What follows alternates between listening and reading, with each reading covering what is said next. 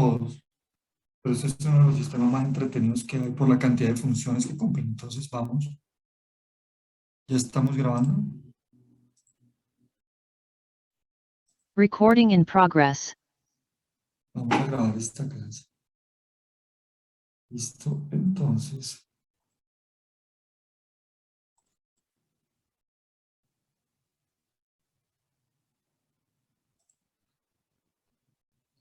Espérame un momentico. Una cosa acá.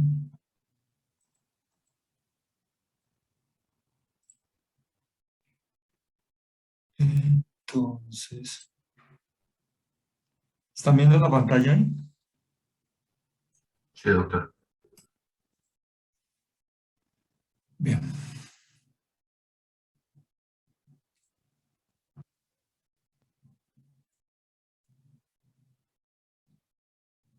Entonces vamos a hablar de uno, como le digo, uno de los sistemas más interesantes. Pero yo miro una cosa acá, una cosa acá, una cosa acá.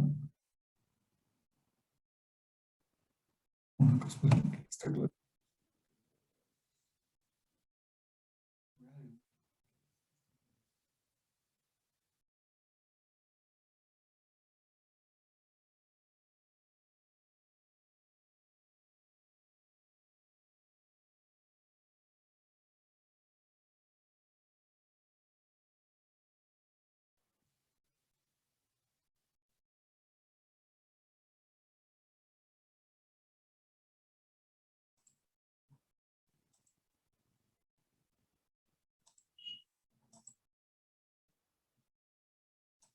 Esto no me gusta.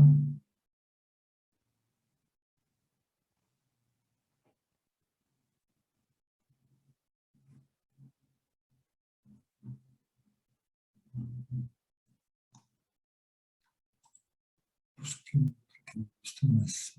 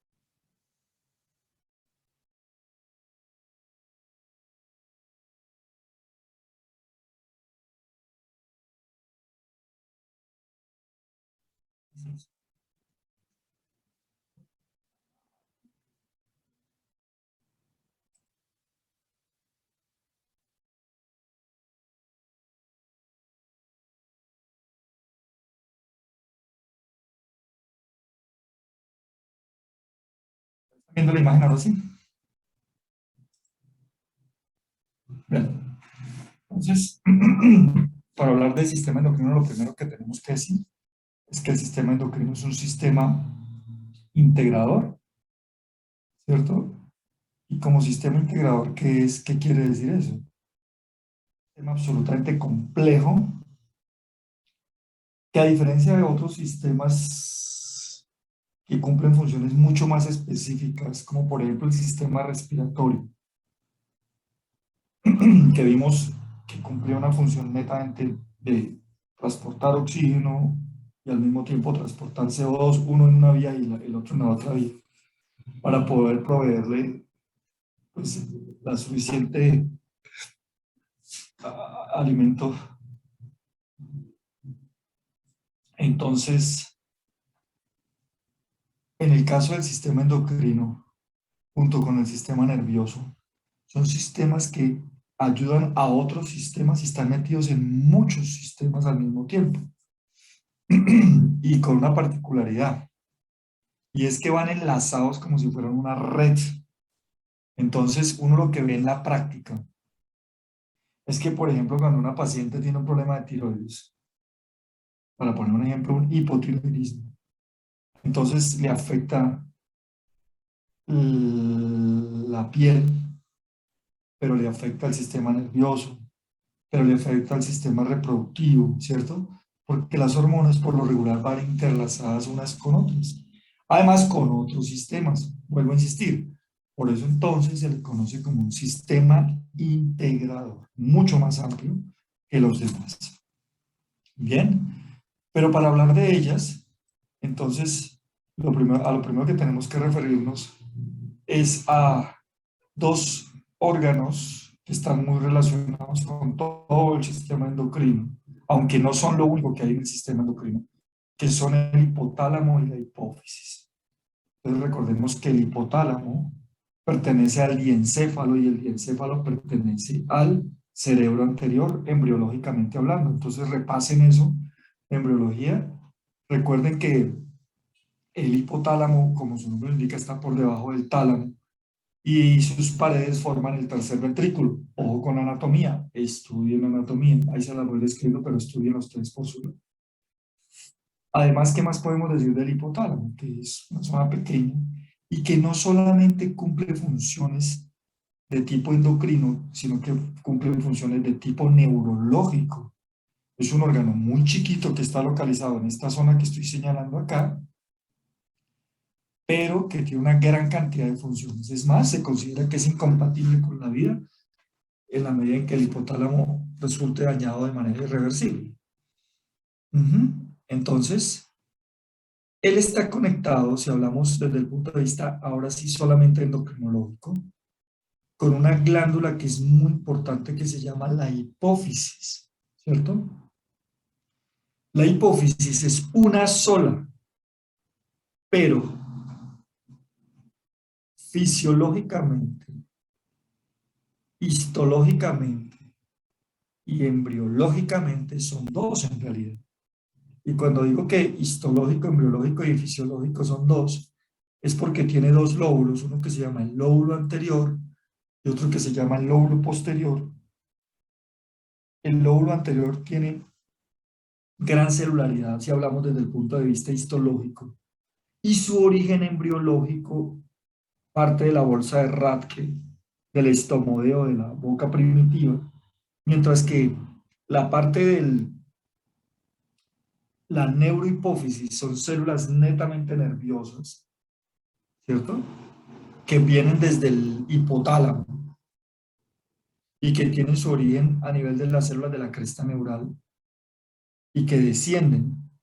Eh, Seguramente lo vieron en embriología como para formarse la hipófisis, las células que van a formar la neurohipófisis forman un infundíbulo y vienen desde el diencéfalo bajando, ¿cierto?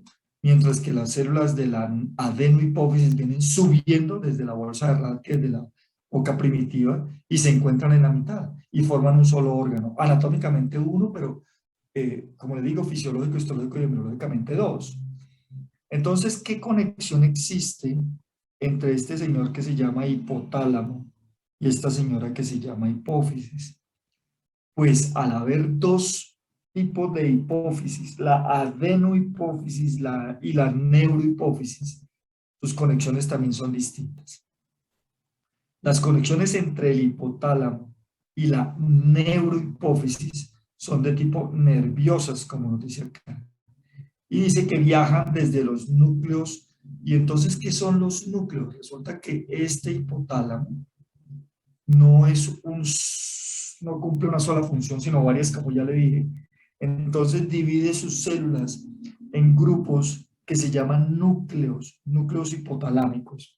Y siempre cuando yo hablo de esto, lo menciono como si el hipotálamo fuera una ciudad y está dividida en barrios. Entonces cada uno de los barrios es un núcleo que cumple funciones distintas. En este caso, para el sistema endocrino, que es lo que vamos a ver hoy, acordémonos de los núcleos supraóptico. Mira, aquí está el quiasma óptico. Por encima está el núcleo supraóptico. En realidad es este, perdón, que yo lo estoy señalando mal. Lo estoy señalando mal. Supraóptico, para ser más exacto, mira, aquí está y paraventricular quiere decir que está al lado del ventrículo, porque aquí se forma el tercer ventrículo. Entonces estos dos núcleos se conectan mediante sus neuronas, como lo vamos a ver ahorita, para que aquí en el hipotálamo se sintetice un par de hormonas que se llaman la oxitocina y la ADH, pero que se acumulan y se almacenan aquí en la neurohipófisis cuando la necesitemos. ¿Cuándo lo vamos a necesitar? Ya lo vamos a ver en la clase siguiente. En cambio, la comunicación del mismo hipotálamo, pero con la adenohipófisis, es de tipo vascular, como lo estamos viendo acá. Vasos sanguíneos portales largos, que vienen desde acá, y cortos, que lo estamos viendo acá, que conectan sinusoides en la eminencia media, aquí, y el infundíbulo, que es este es el infundíbulo. Complexos capilares en el lóbulo anterior, que son estos, de la hipófisis. Estas vías permiten que el hipotálamo influya en las actividades endocrinas. Esta parte se llama neurohipófisis porque tiene conexiones nerviosas y su estímulo es más nervioso, como lo veremos más adelante. En cambio, la adenohipófisis, adeno viene de glándula, sí tiene que ver mucho más con hormonas. Miren aquí el sistema hipotálamo hipofisiario, que es un sistema porta hipotálamo hipofisiario, la unión entre dos sistemas vasculares, en este caso el sistema vascular hipotalámico con el de la hipófisis anterior. Dice que se forma a cada lado a partir de la arteria hipofisiaria superior, que es esta que les estoy señalando acá, esta arteria hipofisiaria superior, que es rama de la carótida interna, ahorita veremos. La arteria entra a la eminencia media y se divide en penachos, aquí como lo estamos viendo. Estos de capilares cada vez más chiquitos, mírenlos por acá. Estos capilares se irrigan y después se devuelven en forma venosa, como también lo estamos viendo acá, por vasos venosos descendientes largos y cortos que terminan en el lóbulo anterior. Si lo quieren ver acá, miren aquí la carótida interna, miren aquí la hipofisiaria superiores y miren la red que forman para unir esta parte. Entonces, ¿de qué le sirve ese sistema hipotálamo hipofisiario? Miren que aquí estamos hablando de daño hipófisis. Esta es la parte esta unión es vascular, la unión aquí es nerviosa. Entonces el sistema porta lleva hormonas liberadoras, hormonas inhibidoras de la liberación hasta el lóbulo anterior de la hipófisis para que se estimule la producción y liberación de hormonas. ¿Qué quiere decir esto? Que el hipotálamo, en su función endocrina, produce hormonas hipotalámicas, que tienen una particularidad que vamos a ver ahora. Es que casi todas se acompañan de una R, que quiere decir liberadora, de releasing en inglés, ¿cierto? De release, que es el liberar, liberadora. Entonces la mayoría son hormonas liberadoras de, hormonas liberadoras, o también tenemos con una I, hormonas inhibidoras de.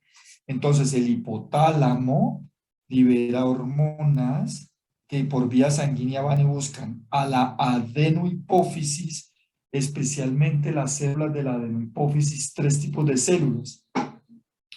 Unas que se llaman acidófilas, otras que se llaman basófilas y otras que se llaman cromófobas. Especialmente las acidófilas y las acidófilas que secretan unos tipos específicos de hormonas que vamos a ver. ¿Qué hace entonces? El hipotálamo manda sus hormonas, estimulan células y estas células ¿qué hacen? Producen otras hormonas como ¿cuáles? La ACTH, la FSH, la LH, la TSH y la GH. Quiere decir entonces que terminada la clase hoy van a tener mucho que estudiar, pero muchísimo que estudiar porque hoy vamos a ver casi la mitad de la endocrinología. Van a tener que estudiar muchísimo. Además, yo sí quiero recordarles que el último examen es acumulativo, entonces es un examen extenso, ¿cierto? Entonces para que lo tengan en cuenta, por favor. Y no van a perder el tiempo dejándose coger del mismo sin estudiar, ¿vale? La liberación de hormonas inhibidoras inhibe la liberación de hormonas como la MSH, bueno, eso lo veremos después. La MSH es una hormona que casi nunca la tenemos en cuenta, en realidad. Veamos aquí, este cuadro. Este cuadro es muy interesante, muy importante, y es lo primero que tienen que aprenderse, y lo primero que los juiciosos tendrán que ponerse a estudiar hoy. ¿Cierto? Entonces, ¿cuáles son las hormonas que libera el hipotálamo? Una que se llama, miren las siglas en inglés, la GHRH. GHRH, ¿qué quiere decir? Growth Hormone Release Hormone. Hormona liberadora de hormona de crecimiento. También libera la GHIH, o llamada somatostatina, hormona inhibidora de la hormona de crecimiento. Y ya nos van diciendo qué función cumple. La PRH, hormona liberadora de prolactina. La PIH, hormona inhibidora de prolactina. La CRH, hormona liberadora de corticotropina, y no hay CIH, pues si alguien me va a preguntar, no, no existe. La TRH, hormona liberadora de tirotropina. Estas que están acá, que tienen un signo de interrogación, apréndansela como la GNRH, que significa hormona liberadora de gonadotropinas. Bien, ¿sobre quién actúa la GHRH? Pues sobre la hormona de crecimiento que se libera en la hipófisis anterior. Entonces ahí nos vamos aprendiendo de una vez las hormonas de la hipófisis anterior. ¿Qué hace la somatostatina? Pues todo lo contrario. Si esta es la hormona liberadora de hormona de crecimiento y hace que se libere hormona de crecimiento, pues la somatostatina o GHIH lo que hace es que reduce la producción de hormona de crecimiento. Ya veremos ahorita cómo. La hormona liberadora de prolactina, lo mismo, pues lo que hace es que actúa sobre células mamotropas que liberan prolactina, y la PIH pues lo que hace todo lo contrario, hace que se reduzca la producción de prolactina. La hormona liberadora de corticotropina actúa y hace sobre unas células especiales en la hipófisis anterior, haciendo que ésta libera ACTH, ¿cierto? O hormona adrenocorticotropina. Aquí tenemos la TRH, hormona liberadora de tirotropina, ¿sobre quién actúa? Sobre las células de la hipófisis para que libere TSH, hormona estimulante de tiroides o tirotropina. Y la GNRH, ¿cierto? Actúa para que la hipófisis anterior libere LH y FSH, que ya las veremos. Aquí está un resumencito, pero eso lo veremos hormona por hormona de manera más extensa. Funciones del hipotálamo, muchas. Voy a mencionar solamente los títulos. Control autónomo, maneja el sistema nervioso autónomo, eso lo veremos en sistema nervioso en neurofisiología. Produce control endocrino, lo acabamos de ver. Neurosecreción, por esas dos hormonas de la neurohipófisis, ¿se acuerda? Oxitocina y vasopresina, que ya la veremos ahorita. Pero mire, ayuda sobre otras cosas como por ejemplo la regulación de la temperatura, controla el mecanismo que regula la pérdida de calor, manteniendo la temperatura. O sea que es como nuestro termostato interno que tenemos. Pero no se contenta con eso, también regula la ingesta de alimentos, de agua, existiendo un centro del hambre, un centro de la saciedad, un centro de la sed, allá arriba. Pero no se contenta tampoco con eso, sino que también controla las emociones y el comportamiento, y también tiene algo que ver con los ritmos circadianos, haciendo un paso intermedio con una glándula que se llama la glándula pineal, que está relacionada con los ciclos de sueño y vigilia y sueño, ¿no? Muy bien. El control de la homeostasis lo hace a través de dos vías: la vía endocrina, que fue la que vimos con la adenohipófisis, y con la vía nerviosa, haciendo parte del estímulo a la pineal y también a la neurohipófisis. Volvamos a repetir las hormonas que produce la adenohipófisis: ACTH, TSH, hormona de crecimiento, FSH, LH, ¿cierto? Aquí, ¿qué nos faltará? La prolactina. ¿Y qué produce la neurohipófisis? No, ¿qué almacena la neurohipófisis? Entonces, almacena ADH o vasopresina y oxitocina, que ya las veremos. Veamos aquí esta imagen, solamente para ahorrarles un tiempito de la anatomía que van a tener que leer. Miren aquí este hueso, esta es la silla turca, ¿cierto? Que hace parte del hueso esfenoides. Ahí se enclava la la hipófisis. Miren nuestro hipotálamo acá, miren aquí el quiasma óptico, ¿cierto? Todo esto es quiasma óptico. Aquí están los cuerpos mamilares y este mismo arma las paredes del tercer ventrículo. Este es el infundíbulo, esta es la neurohipófisis, esta es la adenohipófisis y una parte que las divide, que es la pars intermedia. Nuevamente, otra vez, prolactina, ¿cierto? LHFSH, TSH, ACTH, GH, oxitocina, ADH. ¿Quiénes están aquí? Las hormonas del hipotálamo, que ya las vimos también. Muy bien. Entonces ya les di el abrebocas, ¿cierto? Sobre lo que vamos a tratar. Pero metamos en partes bioquímicas que ustedes ya conocen, pero pues vamos a repetir. Entonces, por ejemplo, hormonas. Entonces tenemos la sustancia química secretada en los líquidos corporales. Eso es una hormona, sustancia química secretada en los líquidos corporales. Por una célula o grupo de células que ejercen efecto de control fisiológico sobre otras células del cuerpo. Vamos a ver eso en la práctica en qué se traduce. Y aquí sigue una cosa importantísima que quiero que le pongamos cuidado a todos. Yo puedo dividir las hormonas de varias maneras, pero la mejor manera de dividirlas es esta, para uno poder hacer rápido análisis de algunas de ellas. Yo puedo dividir las hormonas en un grupo que se llama hormonas esteroidales, otro grupo que se llama hormonas derivadas del aminoácido tirosina y otro grupo derivado de las proteínas polipeptídicos. Ojo, que en los libros hay otras divisiones. Yo ya tengo miedo con ustedes porque después yo les hago una pregunta y dicen, no, es que el libro decía esto, pero es que como la medicina no es exacta, ¿cierto? Entonces, yo voy a utilizar este, ¿cierto? Para que después no vayan a leer un libro y vayan y le lleven a la doctora Palacios y decían, no, es que mire lo que dice el libro, ¿vale? Entonces, estoy advirtiéndolo desde antes para que no vayamos a tener enredos. Porque en la medicina no todo es exacto y no es lo que digan los libros y nada más. Entonces, hormonas esteroidales, hormonas derivadas del aminoácido tirosina, proteínas y polipéptidos. Entonces, ¿cuáles son las hormonas esteroidales?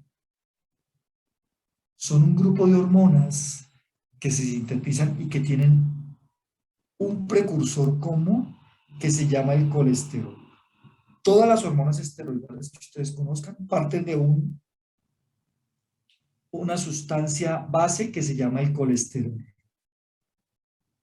Una característica que tienen ellas es que por lo regular, no, siempre no se almacena. No hay cómo almacenar.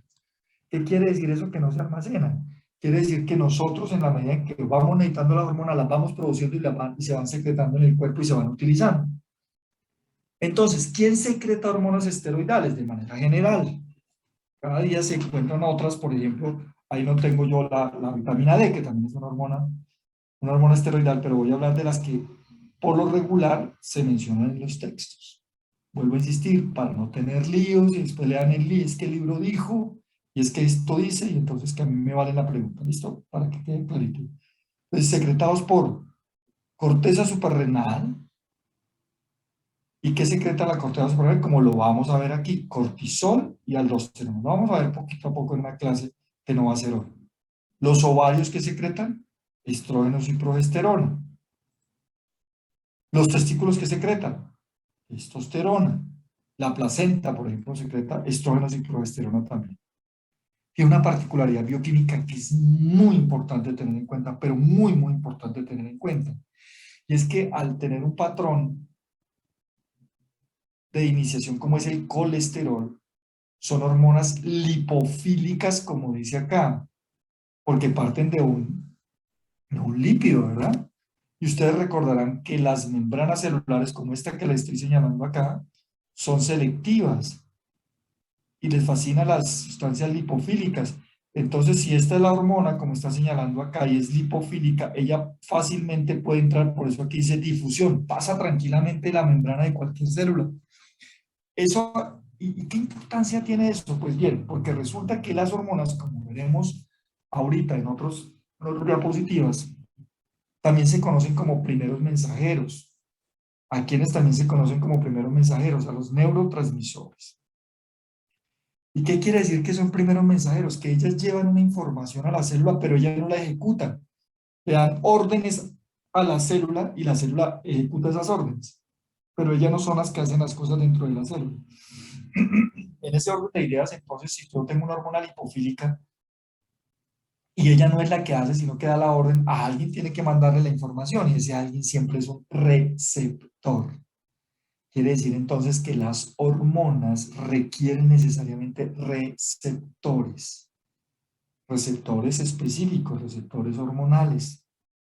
De nada me sirve tener hormonas. Hay patologías que ustedes van a ver después, ya cuando vean fisiopatología, patología y vean especialidades clínicas, donde ustedes se van a dar cuenta que hay pacientes que pueden tener hormonas, pero el receptor hace resistencia a la hormona, y entonces de nada le sirve usted tener hormonas si no tiene, si el receptor no está funcionando bien, ¿vale?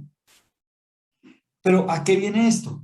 Como esta hormona es capaz de atravesar la membrana sin ningún problema, pues el receptor no necesita estar en la membrana. Miren, en este caso de las hormonas esteroidales, sus receptores la mayoría son citoplasmáticos y pueden, después de que se una la hormona con el receptor, meterse hasta el núcleo, miren, y ya en el núcleo dar las órdenes, como por ejemplo sintetizar proteínas, hacer que sintetice ARN mensajero con órdenes determinadas. Entonces ese primer grupo se llama las hormonas esteroidales.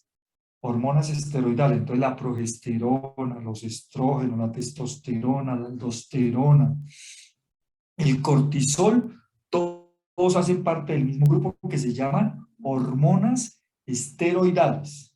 Bien, están los derivados del aminoácido tirosina, y entonces aquí tenemos esta particularidad, este aminoácido. Y tenemos dos grupos, las hormonas derivadas de la glándula tiroidea como T3 y T4, o sea, triyodotironina y tiroxina, y dos que se producen en la médula suprarrenal, que se llaman adrenalina y noradrenalina, que las vamos a conocer como catecolaminas. Catecolaminas. Entonces, T3, T4, adrenalina, noradrenalina pertenecen a un mismo grupo que se llaman hormonas derivadas del aminoácido tirosina. Vuelvo a insistir, esta es una clasificación. Puede que en otros libros las encuentren separadas. Por ejemplo, estas dos las pueden encontrar separadas, pero es la misma vaina. Y el mayor grupo de hormonas que hay en el organismo se llaman las hormonas derivadas de proteínas y polipéptidos. Estas tienen una particularidad que se almacenan en vesículas secretoras. La mayoría en el organismo son las que, como ya dije, están en mayor proporción en el organismo y tienen una particularidad, es esta, que nunca aparecen ya listas, sino que se sintetizan como prehormonas, como lo voy a mostrar ahorita en una cosita que voy a mostrar. Bien, vuelvo otra vez, se los voy a volver a dejar, ahora más ordenadito, en inglés, pero igual. ¿Cuáles son las hormonas del hipotálamo? Entonces tenemos TRH, CRH, GHRH, GIH, GHIH, GNRH, miren, ¿sí ve que aquí ya apareció? El PIF, aquí me dicen si es peptídica o si es amínica. Ahora, ¿cuáles son las hormonas de la hipófisis anterior? Aquí dice pituitaria, en algunos textos pueden encontrar la hipófisis como pituitaria, los gringos le dicen pituitaria. ¿Qué hormonas secretan la hipófisis?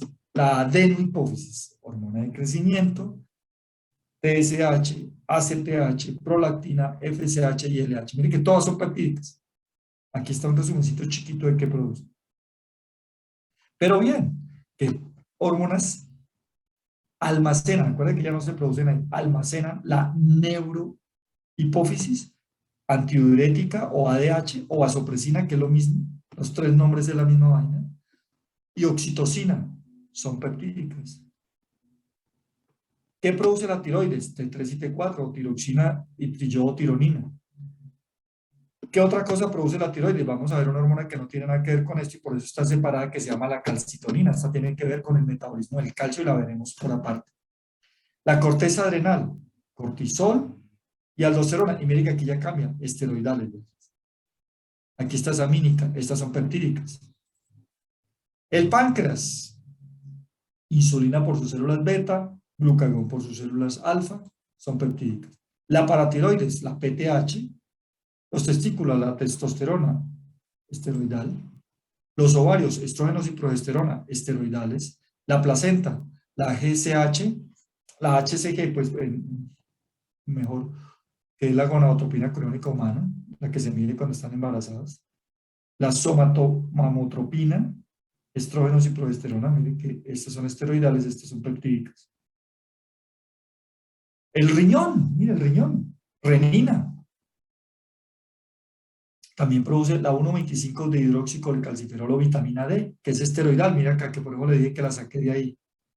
La eritropoyetina, ya habíamos hablado de ella por ahí, ¿cierto? Que induce la producción de eritrocitos o glóbulos rojos peptídicos.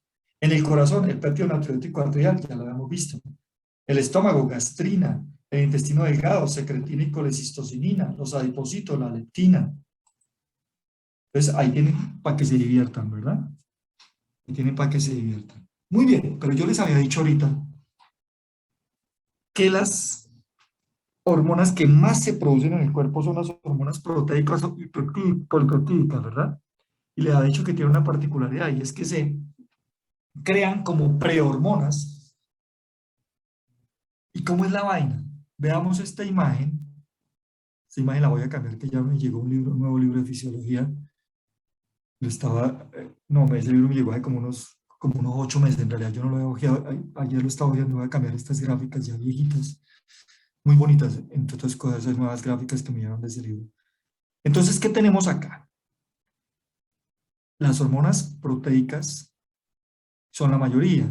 ¿Y cómo se crean? Pues las proteínas y las hormonas proteicas se sintetizan en el extremo del rugoso del retículo endoplásmico, ¿cierto? Miren aquí el retículo endoplásmico, de las diferentes células de la misma manera que otras proteínas. O sea, ¿cómo es la misma forma? Pues que el DNA produce un RNA mensajero que sale, coge los ribosomas y los ribosomas comienzan a sintetizar las hormonas a partir de la información que le trae ese RNA mensajero, ¿verdad? Y entonces comienzan a producir las hormonas igual que como son proteicas, es una proteína. Y entonces ellas comienzan a meterse aquí en el retículo endoplásmico rugoso. Dice que generalmente se sintetizan primero como proteínas más grandes. ¿Qué quiere decir? Que cuando salen de los ribosomas y llegan acá, son hormonas grandotas, son moléculas grandes, que a medida que van pasando, ¿cierto? Se van volviendo más chiquitas. La otra particularidad es que cuando son grandes se llaman preprohormonas porque tampoco tienen actividad. Son largotas, no tienen actividad. ¿Qué va pasando? Que a medida que se van metiendo al retículo endoplásmico, ahí con enzimas propias del retículo endoplásmico como si fueran tijeras, van cortando esa hormona, la van volviendo más chiquita y cada vez va adquiriendo más actividad, sin ser todavía hormonas activas. Y dejan de llamarse preprohormonas para llamarse prohormonas, que son más pequeñas. Y ahí por lo regular salen aquí al aparato de Golgi para empacarse en estas vesículas que ustedes están viendo acá y estar listas para que cuando se necesite se liberen. Ahí pierden otro pedazo en ese paso y prácticamente ya las tenemos como hormonas listas para ser liberadas. Miren acá entonces, este cuadro es muy interesante por esto que dice acá afuera. En esta zona es la zona de la síntesis, ¿cierto? Y entonces incluye el núcleo, los ribosomas en el aparato, el retículo endoplásmico rugoso, entonces va sufriendo los primeros cortes. Aquí dice zona de empaquetamiento, acá, como dice acá, empaquetamiento y almacenaje, esto es. Y por último, la zona de secreción. Mira una cosa interesante para la secreción. Pues pasamos de formarse como preprohormonas, de cortarse para llamarse prohormonas y estar empaquetadas y listas y almacenadas en el aparato de Golgi como vesículas para ser liberadas. Por lo regular, para que una hormona sea liberada de este tipo, necesitamos el estímulo del calcio y AMP cíclico para que rompa esas vesículas y salgan al líquido extracelular la hormona como tal. Bien. Llevo 34 minutos hablando. ¿Hay preguntas hasta ahorita? No, doctor. Doctor, Bien. Voy a una parte pero muy importante que quiero que quede claro, pero muy importante, porque de esto que van a ver ahorita es el enredo que se le forma a uno cuando uno comienza a pedir exámenes de laboratorio, cuando uno comienza a ya manejar la parte clínica.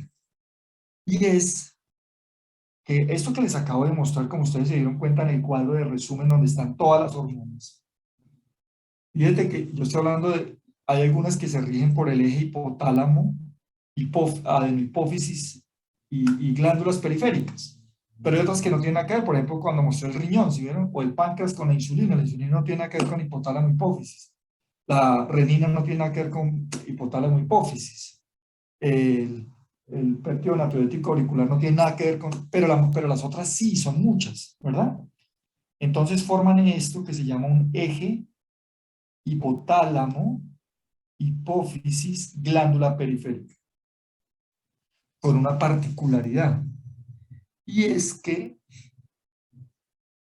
algunas hormonas que son liberadas aquí en la glándula periférica, como el ejemplo que voy a mostrar ahorita, mandan información al hipotálamo para ver si necesitamos más o menos hormonas para mantenernos estables como están ustedes en sus casas o como estoy yo aquí en la mía, ¿cierto?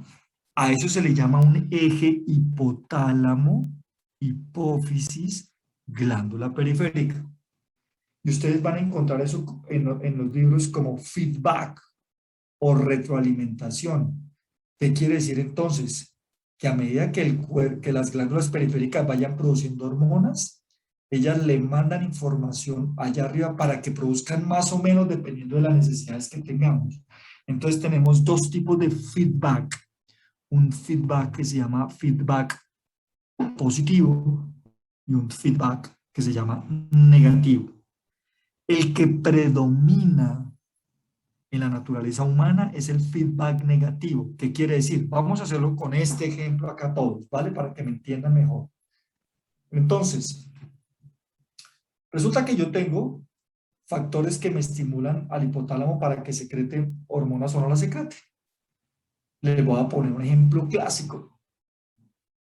Voy a preguntarles una cosa. Esto no es un examen, simplemente les voy a preguntar.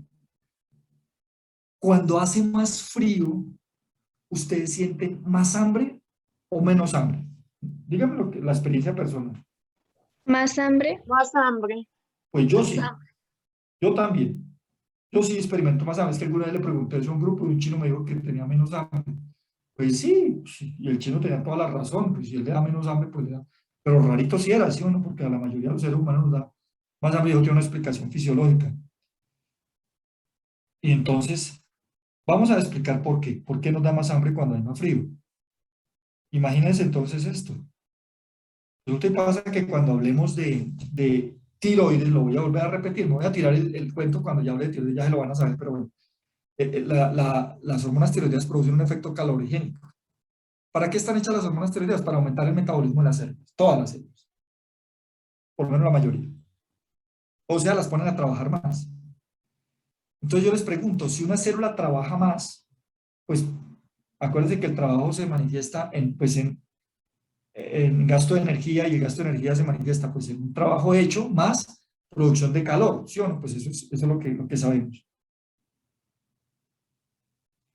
Entonces la pregunta mía es esta.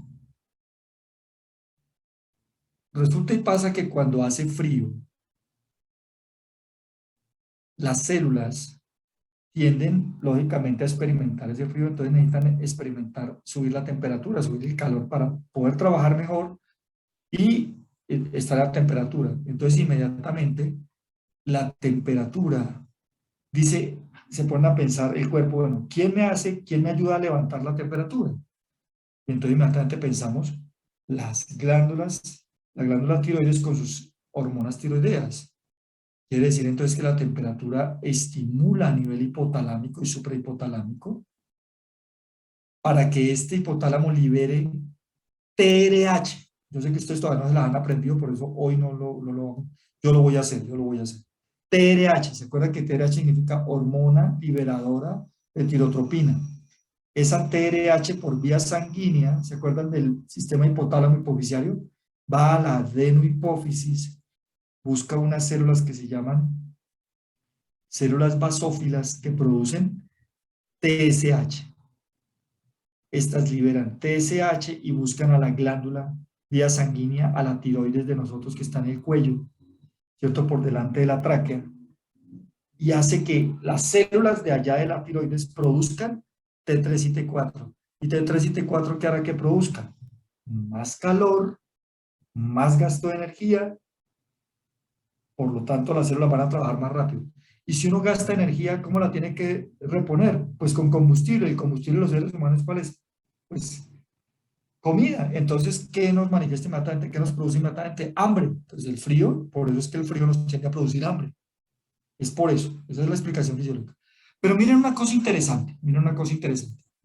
Nos producimos frío, aumentamos la producción de TRH, esta aumentó la producción de TSH y se aumentó la producción de TRCT4. Producimos calor y ya nivelamos todo.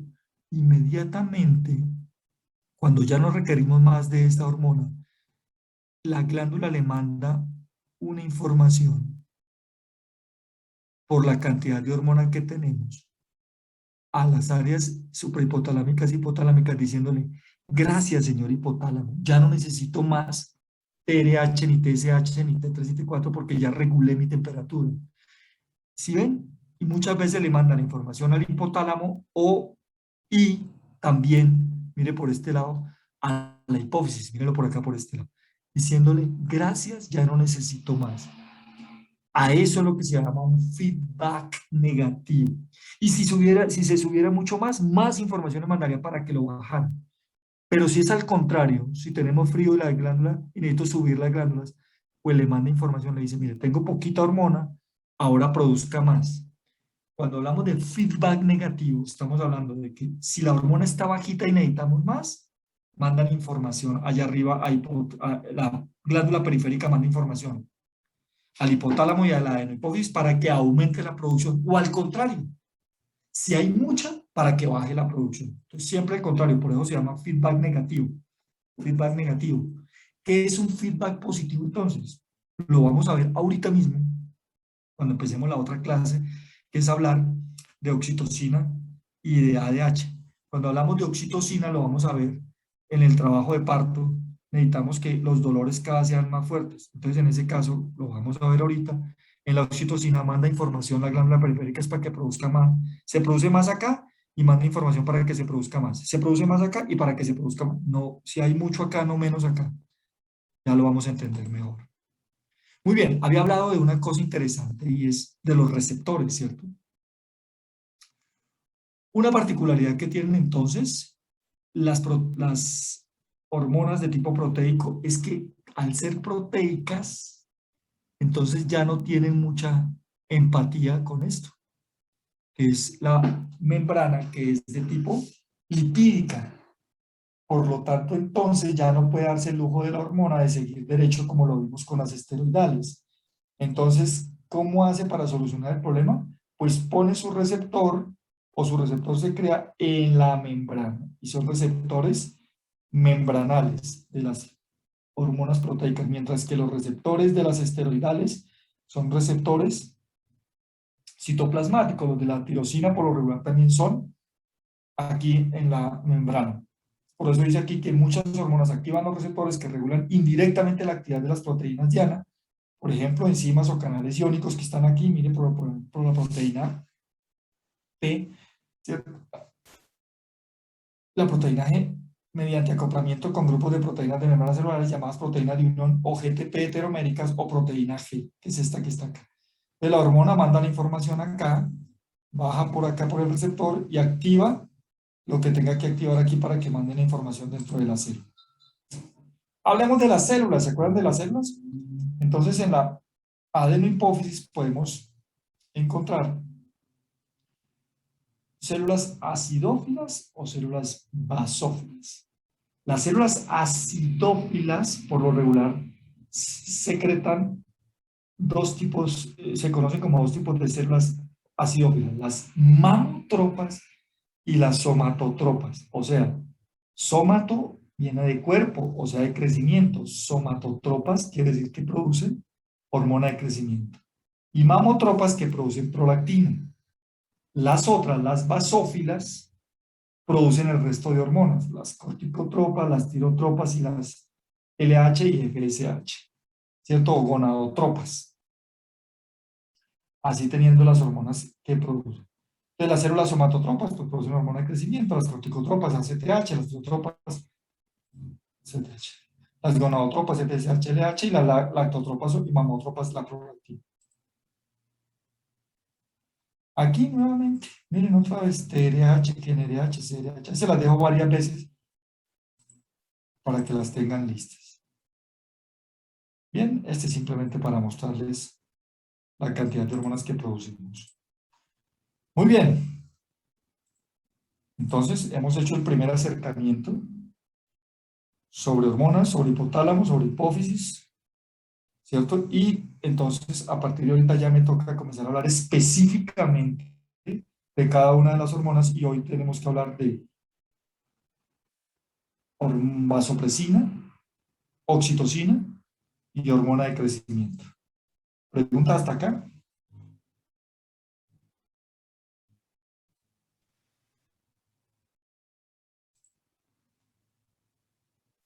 No, doctor.